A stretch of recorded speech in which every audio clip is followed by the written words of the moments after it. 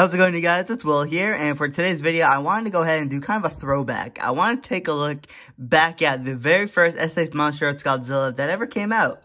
Their MonsterArts Godzilla 1994, which came out, I believe, in like late 2011. I mean, that's what the sticker says down here. So let's see how this figure holds up almost 10 years later.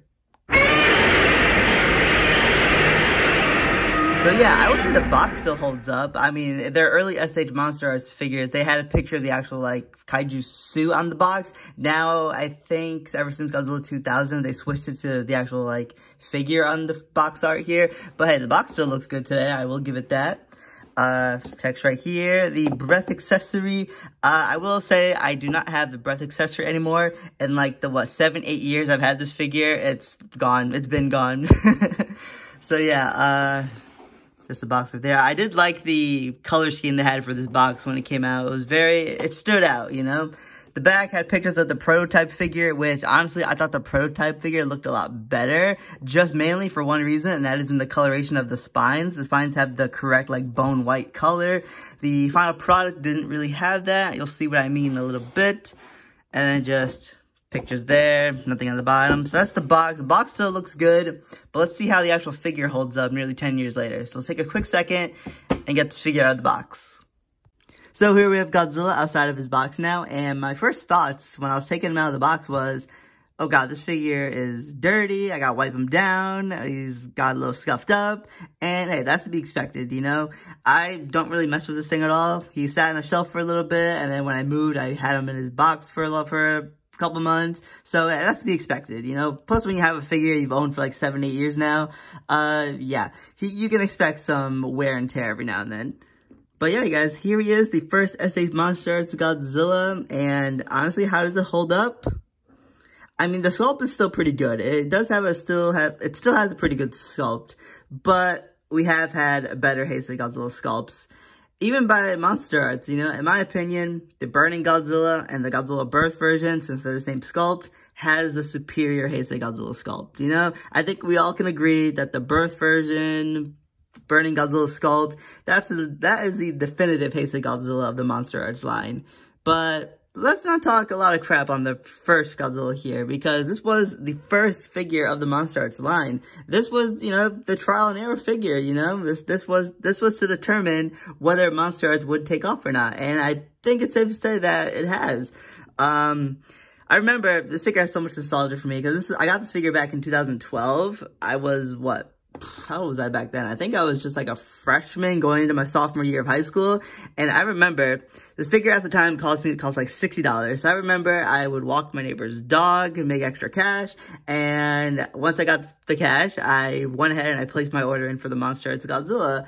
And, you know, I was stoked about it because I thought, oh my god, I'm getting the newest and the greatest figure that's come out in 2012, that is, and I was happy, you know, and I unboxed the figure. I didn't make a full review on it, though, because at that time, there were so many videos out on this figure, so I didn't make a full review about it at the time, but, you know, here we are doing it, you know, 8 years later?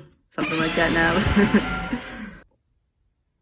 Oh, hey, look at that. With the mouth open, he actually doesn't look too bad. Now, guys, while I think we all can agree that the Burning Godzilla as well as the Birth version Godzilla are the superior Heisei Godzillas of the MonsterArts line, let's not talk total crap on the 94 Godzilla here, because he was the very first figure of that MonsterArts line, you know? He was the trial and error run, you know? He was the indicator as to whether MonsterArts would be a success or not. And I think it's safe to say that this figure did well enough for MonsterArts to continue the line. And, I mean, just look at where they are today. We're still getting MonsterArts figures made today. And I'm not gonna stunt that 1989 Godzilla, you guys, does look pretty awesome. You know, you guys know how much I love the 89-91 Godzilla suit. So I may or may not have put a pre-order in, so shh, hush, hush. But alright, so let's go show this figure off around, then I'll go ahead and talk about the controversy surrounding him. You know, for our first figure of a line, this figure did do pretty well, I would say. I love all the detail on him. You know, just a lot of thought went into his sculpting, that's for sure. Now, the spines, you can definitely see what I meant by the spines. They're definitely not a bone white color, but they're more of like a bluish kind of gray. I mean, it doesn't look bad, but I think if it just had a little bit more white in there, would have looked a lot better. So yeah, so now we'll go ahead and we'll talk about the controversy surrounding this figure, you guys. This figure had so many things wrong with it that so many people like to complain about when the figure first came out. And the first thing, which you guys can probably guess, was the eyes. The derpy eye defect. Now, the derpy eye defect was when people got this figure and the eyes were going in 2 different directions. I mean, mine doesn't look horrible, but it doesn't look the best either. But yeah, I've seen people with the worst paint jobs than this back then. And yeah, that was a big problem. So many people were upset about that they even exchanged theirs and hoped and prayed they got a better one. And some people even had to take liberties into their own hands and repaint it themselves. That takes a lot of skill. And I guess another thing, while we have him close up here, was the jaw. The jaw sometimes wouldn't go straight. It would sometimes go off to the side. So it became known as the derpy jaw too. Yeah, those were 2 of the major defects the figure had, plus just build quality issues, you know? A lot of people I knew had figures where arms would pop off, the head would pop off so easily. On mine, they're in there pretty good, and it only pops off if you really want them to come off, which I don't know why you would. But I have another MonsterArts Godzilla figure, not a Heisei Godzilla, but Godzilla 64, and that figure falls apart when you barely touch it. That's why I don't really mess with MonsterArts that much, because you never really know what you're getting. You know, for the price you pay, you expect a real great product, but if it has build quality issues, then, However, detail and paint job wise, this figure looks still pretty good, I have to say, even all these years later. You know, I love all the detail they did on the body work. The spines we already talked about, you know, the color a little bit off, but it doesn't look terrible. And of course, you know, the derpy eye defects, you know. Even though he has derpy eyes, they did get the color right for the Heisei Godzilla eyes. It has that nice orangey, yellow kind of color scheme. So it still looks pretty good, I will say. But obviously, we have gotten better Heisei Godzillas. You know, I don't know how many times I'm going to say that, but it is true.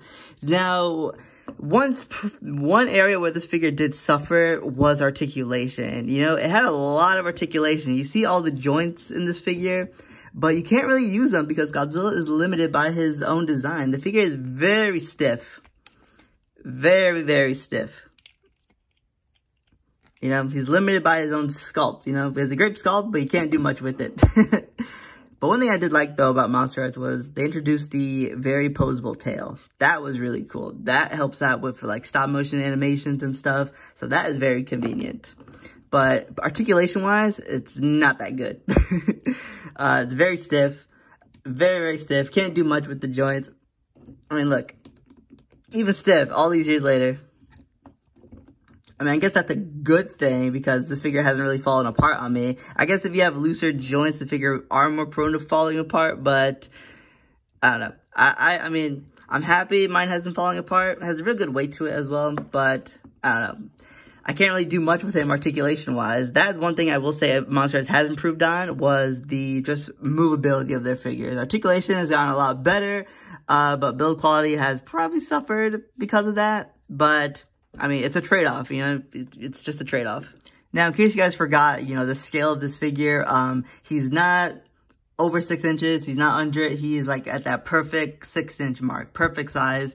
He is exactly the same size as your Bandai vinyls. I mean, he looks a little bit smaller, but, you know, that's just due to how he's sculpted, obviously. And this actually brings me to a pretty funny point, because back then, when this figure first came out, so many people were in war over what's better, MonsterArts or Bandai vinyls. People were saying, oh, I'm going to replace all of my Bandai vinyls. MonsterArts is the future, stuff like that. They're going to take over. I mean, looking back at that, nearly almost 10 years later, I mean, I would say both vinyls and MonsterArts are both still pretty successful. They're both still in the game. If anything, I would say both these guys got taken out by X Plus, because X Plus has come in and that seems to have taken over the whole collection game. But yeah, MonsterArts did not kill the vinyls, that's for sure. But a lot of people were saying that back in the day. Like, oh god, I was so sick of hearing that.